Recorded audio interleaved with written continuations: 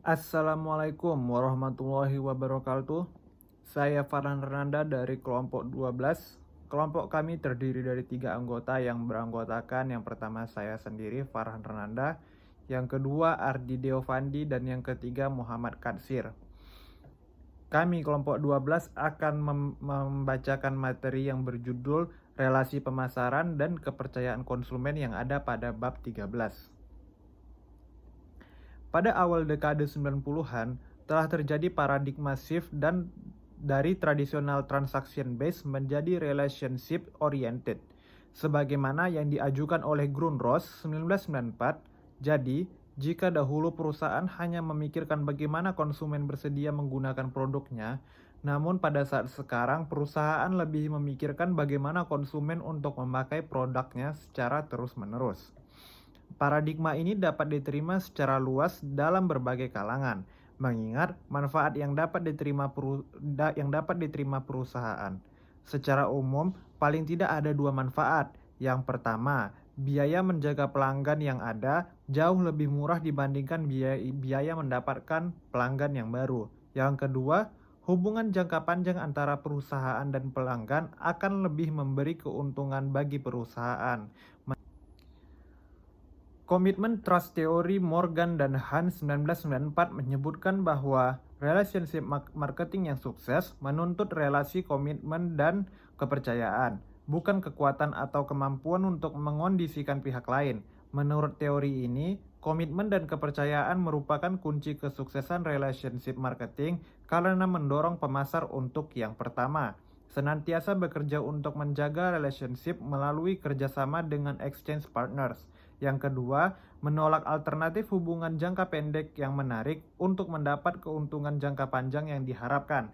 Dan yang ketiga, meyakini mitra tidak akan bertindak oportunistik. Baiklah, kita masuk ke pembahasan yang pertama, yaitu A. Kepercayaan konsumen. Kepercayaan mempunyai arti yang berbeda dari perspektif berbagai disiplin pengetahuan. Dan setiap disiplin ilmu mempunyai pengertian dan konsep sendiri. Dan tidak ada konsensus terhadap definisi yang beragam tersebut. Kepercayaan dikonsepsikan sebagai keyakinan, harapan, atau perasaan yang mengakar dalam diri personal, yang dikenal sebagai disposition to trust. Akan tetapi, pendekatan ini sulit untuk diukur dan merupakan faktor yang tidak dapat dikontrol. Sementara itu, sosial psikologis mendefinisikan kepercayaan sebagai ekspektasi pada perilaku pihak lain dalam transaksi dan fokus pada faktor kontekstual yang mempercepat atau menghambat perkembangan atau pemeliharaan kepercayaan. Kepercayaan dikarakteristikkan dari perspektif expectations dan willingness dari trusting party dalam transaksi. Risiko sehubungan dengan adanya tindakan dan faktor kontekstual baik yang mempercepat atau menghambat perkembangan atau pemeliharaan kepercayaan. Baik personality psikologis maupun sosial psikologis telah memberikan sumbangan nyata bagi perkembangan konsep-konsep kepercayaan di masa mendatang.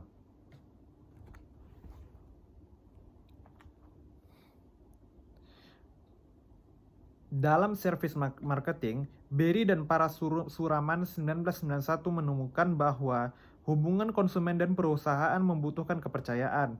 Morgan dan Hans 1994 menyebutkan bahwa service marketing yang efektif sangat tergantung pada manajemen kepercayaan karena tipikal konsumen untuk produk jasa harus membeli servis sebelum mengalaminya.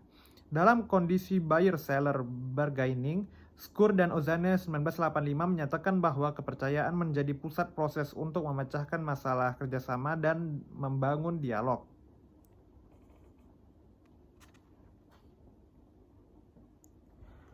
Kepercayaan telah sejak lama dipertimbangkan sebagai katalisator di banyak buyer-seller transactions yang dapat menyediakan konsumen harapan tinggi untuk kepuasan exchange relationships. Banyak peneliti berargumentasi bahwa kepercayaan sangat esensial untuk memahami perilaku interpersonal dan economic exchange. Luhmann 1988, McKnight, dan Cervanis 2002. Han dan Morgan 1994 menyatakan bahwa kepercayaan merupakan central to all relations exchange, artinya kepercayaan bukan hanya berguna untuk CRM, tetapi juga dapat digunakan pada penelitian perilaku konsumen. Hal ini dapat dilihat dari beberapa penelitian terdahulu tentang pengaruh kepercayaan terhadap perilaku konsumen. Bismillahirrahmanirrahim. Baiklah, saya akan melanjutkan presentasi dari mada bab yang ke-13 ini pada bagian yang kedua, yaitu kepercayaan merupakan nilai Islam dalam berbisnis. Kita sebagai umat Islam mengetahui bahwasanya Rasulullah SAW merupakan pebisnis yang sangat terpercaya, sehingga beliau mendapatkan gelar Al-Amin, yakni kepercayaan dalam berbisnis. Kepercayaan dalam berbisnis ialah nilai dasar yang sangat penting dalam Islam, bukan hanya untuk sekedar urusan akhirat, tetapi kepercayaan dalam berbisnis telah dibuktikan oleh Rasulullah SAW sangatlah penting untuk kehidupan kita di dunia, sehingga kepercayaan merupakan fondasi pemasaran syariah. Dan agama kita Islam memberikan penekanan yang sangat tinggi terhadap kepercayaan dan menjadikan sifat yang dapat dipercaya sebagai karakter seorang muslim. Dalam fondasi filosofi, dimensi kepercayaan dalam sistem pemasaran syariah dapat dilihat sebagai simbol dari terpercayanya, jujur, adil, dan berkedudukan yang sama sebagai manusia, dan mempunyai nilai-nilai moral yang dibangun dalam hubungan bisnis antar masyarakat ataupun nasabah. Sebagaimana Rasulullah SAW bersabda dalam hadis riwayat Bukhari yang artinya, jika amanat diabaikan maka tunggulah kehancurannya. Sebagaimana yang dinyatakan oleh Mayer et al. Tahun 95, bahwa terdapat 3 dimensi yang membentuk kepercayaan, yaitu yang pertama ability, dan yang kedua yaitu integrity, dan yang ketiga adalah benevolence. Dari perspektif perusahaan, ability dapat dinyatakan sebagai suatu keahlian atau kompetensi seorang karyawan yang menguasai ilmu. Agama kita Islam sangat mendorong umatnya untuk senantiasa menuntut ilmu, mempelajari berbagai banyak hal yang positif. Bagaimana Allah berfirman, Allah akan meninggikan orang-orang yang beriman di antaramu dan orang-orang yang diberi ilmu pengetahuan beberapa derajat. Quran surah Al-Mujadilah ayat 11. Dalam sebuah hadis bahkan menyatakan bahwa mencari ilmu merupakan sebuah kewajiban. Sebagaimana sabda Rasulullah SAW, mencari ilmu itu wajib bagi setiap muslim laki-laki maupun muslim perempuan. Hadis riwayat Ibnu Abdul Bar. Dalam ilmu sosial yang telah kita ketahui bahwa seorang yang ahli dan kompeten akan lebih mudah menjalankan hidupnya karena cenderung mempunyai kemampuan ekonomi yang lebih baik. Adapun elemen selanjutnya yaitu dalam kepercayaan, yaitu integritas.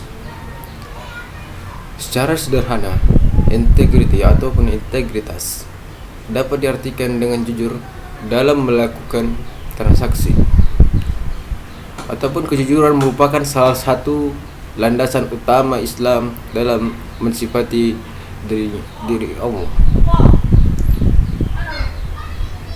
dengan sifat yang jujur. Sebagaimana firman Allah Subhanahu wa taala, Allah tidak ada Tuhan yang berhak disembah selain dirinya. Sesungguhnya Allah akan mengumpulkan kamu di hari kiamat yang tidak ada keraguan terjadi di dalamnya. Dan siapakah orang yang lebih benar perkataannya daripada Allah? Quran surah An-Nisa ayat 87. Dan Islam juga mendorong umatnya untuk senantiasa jujur, sebab jujur itu akan membawa kebaikan yang akan mendapatkan ganjaran surga.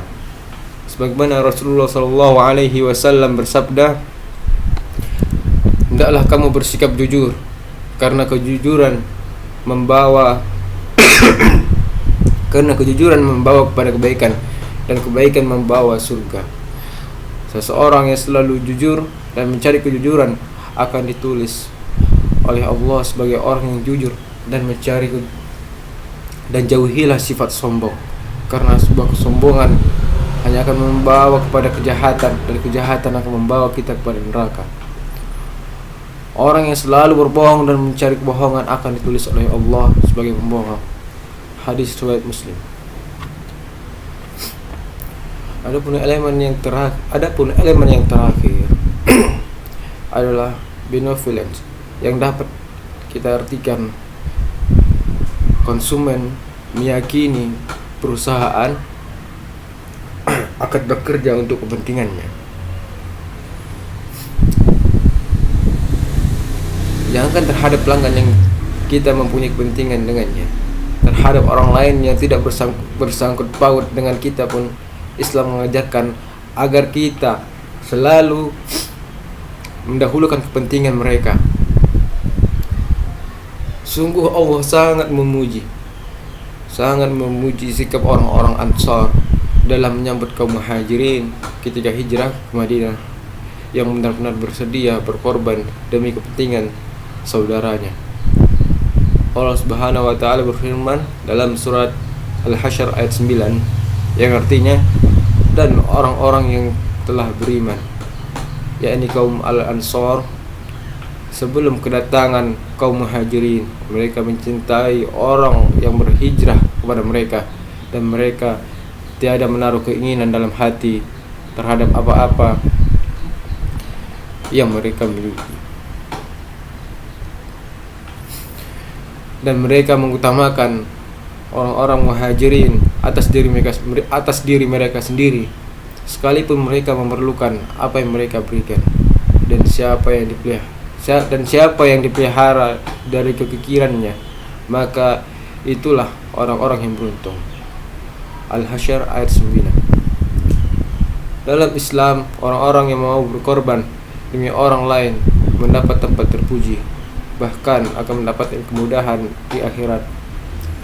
Rasulullah SAW bersabda, barang siapa yang melepaskan kesusahan seorang mukmin di dunia, niscaya Allah akan melepaskan kesusahannya nanti di yaumil akhir. Dan barang siapa yang memudahkan orang yang kesusahan, niscaya Allah akan memudahkan urusannya di dunia dan di akhirat. Dan barang siapa yang menutupi aib dari seorang muslim, niscaya Allah akan menutupi aibnya di dunia maupun di akhirat. Dan Allah selalu menolong hamba-hambanya jika hamba tersebut menolong saudaranya. Hadis riwayat Muslim. Mungkin demikian daripada bagian B pada bab yang ke-13 ini yang dapat saya sampaikan. Terima kasih. Baiklah, saya akan melanjutkan presentasi dari Kasir Ali, yaitu C, kepuasan dan loyalitas konsumen. Loyalitas terbangun tentu berdasarkan pengalaman. Konsumen menggunakan produk. Konsumen memilih sebuah produk cenderung untuk memaksimalkan nilai. Dengan mempertimbangkan beberapa hal seperti biaya, pengetahuan yang terbatas, kemudahan mendapatkan produk, daya beli, konsumen mengira-ngira penawaran yang diberikan oleh pemasaran berdasarkan keyakinannya, yang menciptakan perceived value dalam dirinya, dan konsumen akan bertindak secara dengan perceived value tersebut. Nilai yang dirasakan pelanggan, consumer perceived value (CPV), merupakan perbedaan hasil evaluasi pelanggan dari semua benefit. Total customer benefit terhadap semua biaya atau produk yang ditawarkan dibandingkan dengan nilai dari produk alternatif atau pesaing. Dengan demikian, bukan hanya harga yang menjadi penentu konsumen menjatuhkan pilihannya. Seseorang konsumen dapat memiliki suatu produk pada suatu tempat dengan harga yang lebih mahal